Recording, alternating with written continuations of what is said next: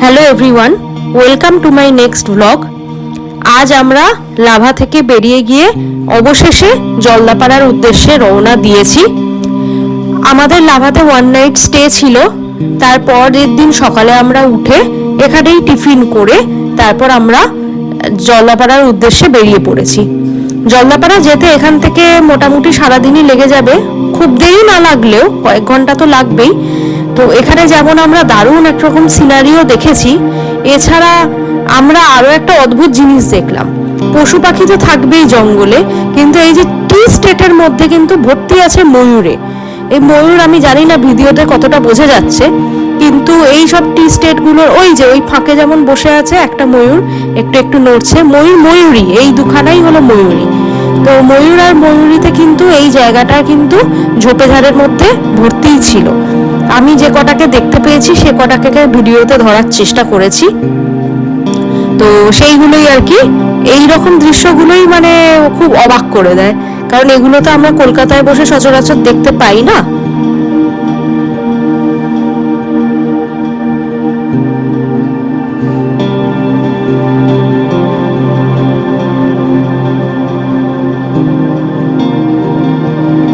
শুভ বিজয়া দশমী সবাইকে। এবছর দুর্গাপুজোটা কলকাতায় না থাকলেও আমরা কিন্তু বেশ কটা জায়গায়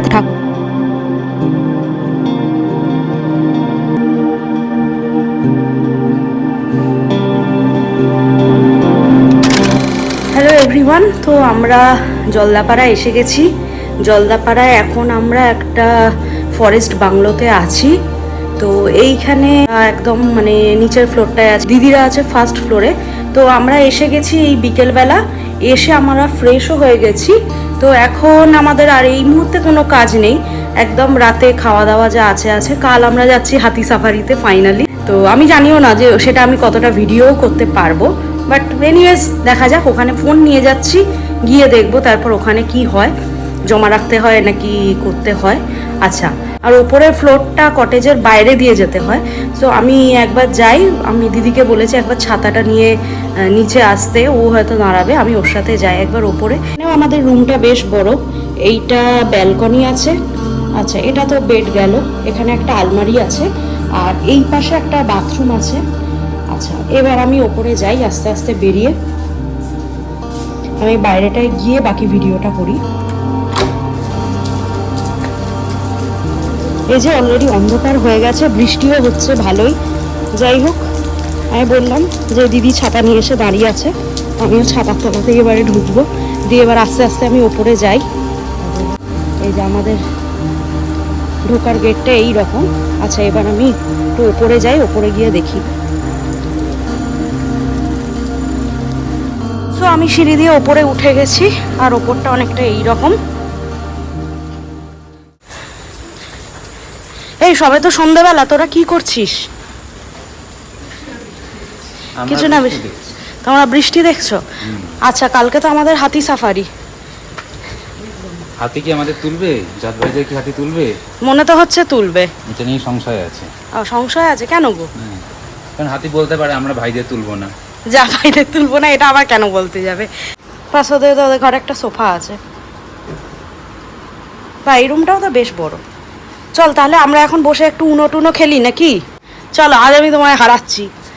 আমি রোজই হারছি, আজকে আমি জিতবো। দেখা যাক তুই আজকে কি হবি, জিতবি না হারবি? আমি রোজই হারছি, আজকেও হারবো। তুই কই রোজই হারছিস? আমি চেষ্টা করবো হারার, কিন্তু জিতে যাবো। আচ্ছা আচ্ছা, দেখা যাক। তো দিদি নিয়ে এসেছিল উনোর ডেয়ার। এটা নর্মাল উনোর মতনই খেলতে, কিন্তু একটুখানি টুইস্ট আছে। যারা উনো খেলে তারা জানে এখানে বেশ কিছু ওয়াইল্ড কার্ড থাকে। তো এখানে ওয়াইল্ড কার্ডের মধ্যে একটাই যেটা বড় টুইস্ট মেন, সেটা হচ্ছে যে ওই অনেকগুলোই +2 ওয়াইল্ড কার্ড থাকবে, আর সেই +2 ওয়াইল্ড কার্ডের প্রতিটা ওয়াইল্ড কার্ডেই একটা করে ডেয়ার থাকবে। এখন আমি দেখাতে পাচ্ছি এই যে +2 ওয়াইল্ড কার্ড অলরেডি দিদি দিয়ে দিয়েছে একটা তার নেক্সট জনকে, আর ওই যে ওয়াইল্ড কার্ডের লিস্ট আছে একটা, যেখানে ওই ডেয়ারগুলো ওই লিস্ট থেকে বলে করতে দিতে পারবে। তো এইখানে যে পাশের লোক সে 2টো কার্ড না তুললে তাকে ওই ডেয়ারটা ফলো করতে হবে। এখানে জামাইবাবুকে ব্যাংকের যে কার্ডগুলো আছে তার উপর থেকে কয়েকটা কার্ডকে ফু মেরে ওড়াতে হবে। তো সেইটাই চেষ্টা করেছে, যদি সেটা করতে পারো তাহলে তোমাকে আর 2টো কার্ড নিতে হবে না। যাই হোক, তো সেটা করতে পেরে গেছে বলে আর 2টো কার্ড নিতে হয়নি। তো এইভাবেই খেলাটা হয়। আর আমার হাতে তো আসছিল এইগুলো, যেগুলো থেকে আমিও নেক্সট একটা দিয়েছি।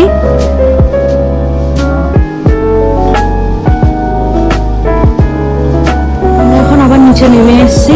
রাত এখন 9:30 কি 10:15 বাজে। এবার আমরা খাওয়া দাওয়া করবো।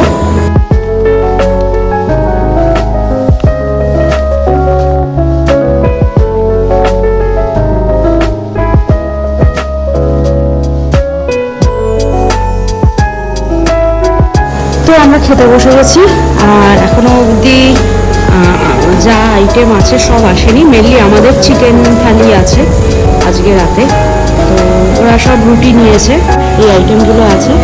চিকেনটা এখনো আসেনি, আসবে। কিন্তু যেটা আজকের মেন অ্যাট্রাকশন সেটা আগে দেখাই, সেটা হচ্ছে এই বরলি মাছ। ঠিক আছে, এই বরলি মাছ এখানকার ফেমাস। আমি আগে কোনোদিন খাইনি, এবার আমি খেয়ে দেখব কিরম লাগে এটা খেতে, কিরম এটা টেস্ট হয়। তো আমি আগে বরলি মাছ ট্রাই করে দেখি কিরম লাগছে খেতে। ছোট মৌরলা মাছের মতোই দেখতে, তাই কোনোদিন খাইনি।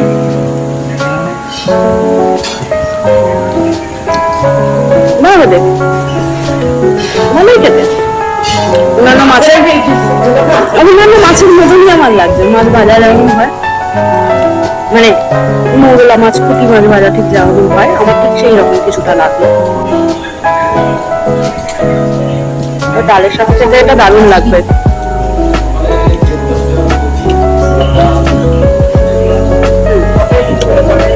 যেটা জলদাপাড়ার মেন অ্যাট্রাকশন, বরলি মাছ। খেয়ে দেখলাম প্রথমবার, ভালোই লাগলো। বাকিগুলো খেতে দেখি। আজকের ব্লগটা আমি এখানেই শেষ করছি। নেক্সট ব্লগে আমাদের এলিফ্যান্ট সাফারির ভিডিও থাকবে। ততক্ষণের জন্য স্টে আনফিল্টার্ড।